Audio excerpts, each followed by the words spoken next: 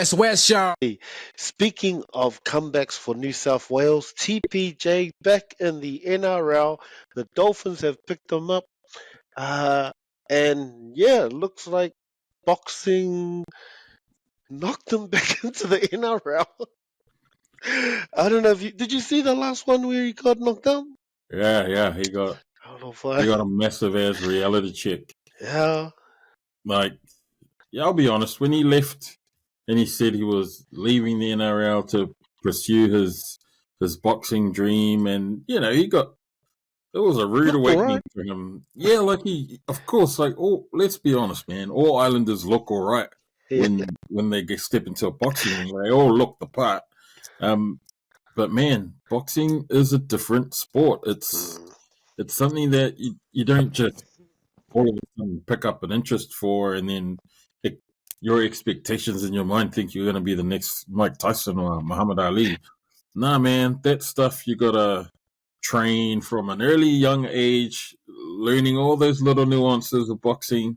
Just because you watched all the Rocky movies doesn't then make you an expert in boxing.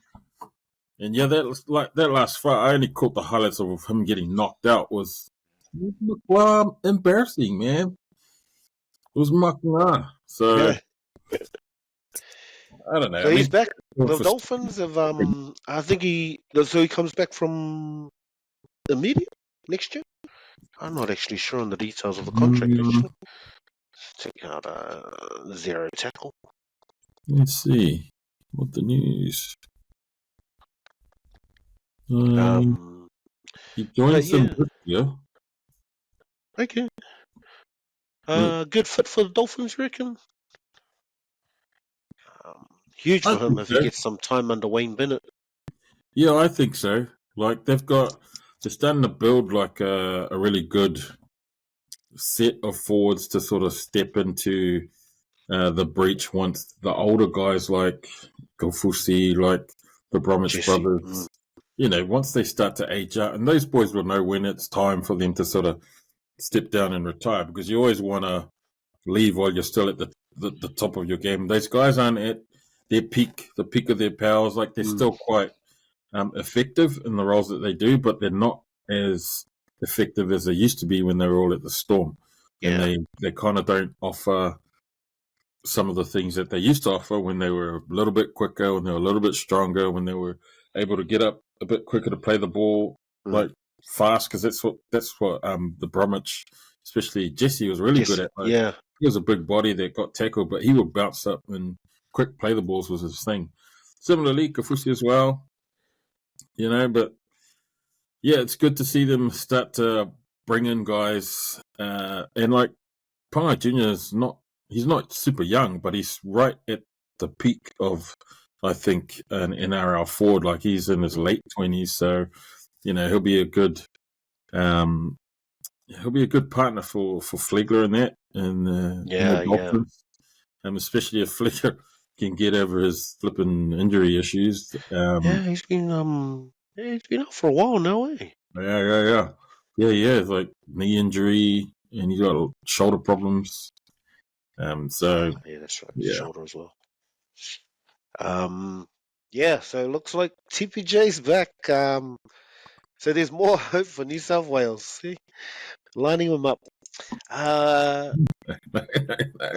Lucky Galvin over at the Tigers. So reportedly Isaac Moses managed. Yes, that same name. So I don't know much about NRL agents, but that's probably the name that I kind of keep hearing when it comes to agents. What's up with this Isaac Moses? I keep hearing that name. Yeah, so he come back in 2022 after being banned for breaches. And, this is kind of the time there shouldn't be any discussions. Everyone's kind of like, well, why is he asking for a release? You don't just ask for a release randomly. So the talk of the town is that there's possibly opportunities at the Roosters. So that's the thing. There should only be like, well, yeah, obviously, because, they're losing players. So Panthers and Roosters are obvious options. But it's kind of like, well, is this guy out there, Isaac Moses, just doing those little dinner dates and kind of planting the seed? Yeah, so Lockie kind of, Moses has asked for the release, and so it's all kind of conversations like, he needs good people around him and guys, not just this guy trying to get him a deal. It's just come out though that, um, yeah, Buzz is saying that he was reportedly in the changing rooms after that 56-14 flogging, saying, "Can't wait to get out." Your thoughts on that from a young kid, 18, I think he is. Kids these days that are getting paid way more money than the flippin' legends of the games Yeah, used to get paid when they were playing back in the 80s, 90s, in the 2000s. Like, man, they're getting paid to play a sport. You know what I mean? It's not like they're getting paid to put their lives on the line or anything like that. It's a freaking sport, and it's a sport that lots of people love, man. And as if I was a Tigers fan and a Tigers supporter, that club's been through so much flipping crap over the last few years, and Benji stepping in to try and bring the culture of that club back to what it was when he remembered it being a grassroots level type club. And yes, they're an amalgamated club, but they come from two really proud Australian rugby league clubs with Wests and yeah, long Western history. Balmain. Yeah, long history, man. And so when you see guys like Rocky Galvin do what he did, after they, instead of having the mindset of, yeah, we just got our asses kicked, man, we need to train the house down and try and earn these hundreds of thousands of dollars that I'm getting Yeah, paid every year to play this game. He behaves really childish like, and I'll be honest, man, I don't think it looks good for any club to even entertain the thought of trying to pick him up. And I think the Tigers told him, shut up, no, when he asked to be released. yeah, And, good on them. It's like, yeah, fuck, you signed to this contract. These pieces of paper aren't for you to blow your nose or wipe your ass with. yeah. They're legal binding documents. Get your ass out on the field and play. But, if you're a Tiger supporter, how committed are these guys really to the cause of turning the Tigers season around? And that's one thing I'd be asking if I was one of his teammates. It's bullshit. And I mean, Mark Geyer comes out and he talks about it. And he's like, these kids these days who get paid all of this money to do the things that nobody else gets the opportunity to do what they do, and the way that they just shit all over the game as they have been, it's crap, man. Like, it's just absolute crap. And I think he thinks too much of himself. If he thinks he's gonna, yeah, man, I want to go to the Panthers and play with Cleary, yeah, it'll really up my game. It's like, dude, what will up your game is if you get your head out of your ass, show that you're a real professional, and stick with the Tigers and try and help that club come out of the freaking hole that it's in. So, Mm. yeah, that's what I think. It's interesting. I guess what must be going through this kid's mind, especially when I guess if he looks around and looks at the history of those roles at the Tigers. The flip side of that argument is probably what probably some have floated around. Like you look at Mitch Moses when he was there. They weren't going so well. Moves to the Eels and now he's dominating over there. Mm, Luke Brooks for years. They kept yeah, just hoping he was the promise and spent the best part of his career there, and everyone just thought he was done. And fortunately, he's got another chance at Manly and really showing what he can do. So, yeah. maybe there's those voices as well telling him, you don't want to become the next Luke Brooks, get stuck here. So maybe there's something to answer for at the Tigers, recently saying Papali is free to walk. So Oh, really? I didn't know yeah, that. yeah. So that came out like a couple of weeks ago saying, Papali, you're free to start looking around if you want. Oh, So it's yeah. kind of swinging doors both That's ways. even one of the better forwards this year. Yeah. And so real interesting, especially, I mean, Lockie, yeah, the beginning of that game, he looked really good. But yeah, when you're surrounded by, champions like Uppy, who are trying to make a difference there. That must burn when you try and take a young kid like this under your wing and try and show him the way, and come from a place like the Panthers and going, nah, I can go win more premierships there, or I can come and start building something better here. So there must be a kick in the guts for Uppy to see some talent go, cool, we can build something. Yeah. Oh, no, I just want to go shortcut and go straight to the Panthers or Roosters. Yeah. Chip hunting. It's not going to work because, like, you take your shit attitude to the Panthers, who have the super winning mindset, but they've built that club from the ground up. All those guys who played in the juniors together come up, they've got a winning mentality because their ability to pull themselves out of difficult situations, it's ingrained in them. That shit is embedded.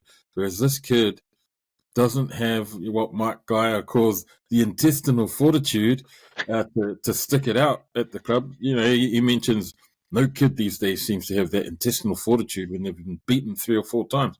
And he's right. Like he goes on that they want to agitate for a release straight away instead of knuckling down and biting on the mouthguard and saying, let's get ourselves out of this.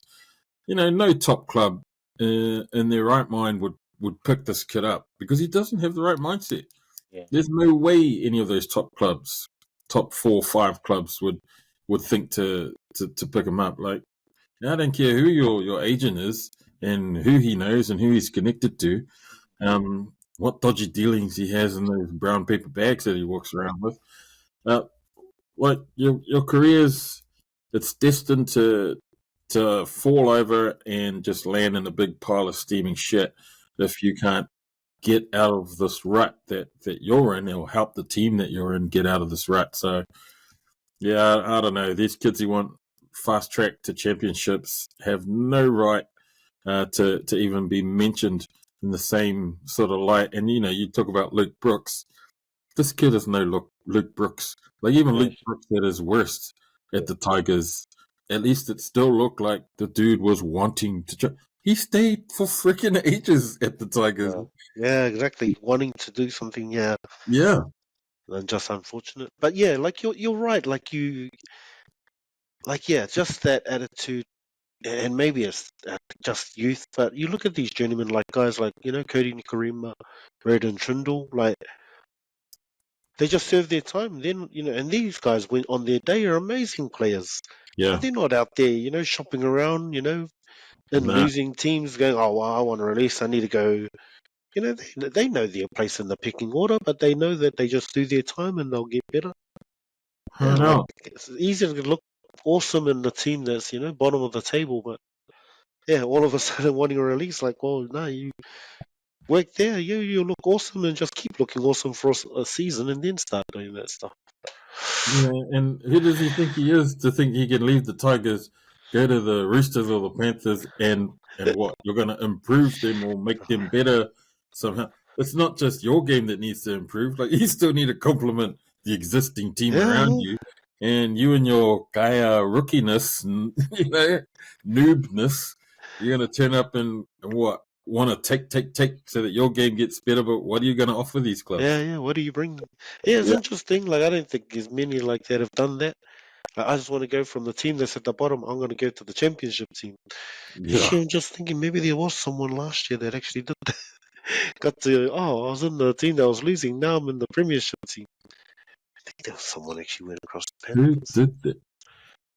Oh, I know Nofaluma did that when they did that trade. Oh, yes, yeah. Tigers, and he ended up playing finals footy. That's right, and he got to play finals footy. Yeah, maybe but he had to like bite down on his pride too when the Tigers didn't want to release him, and then I don't know what happened.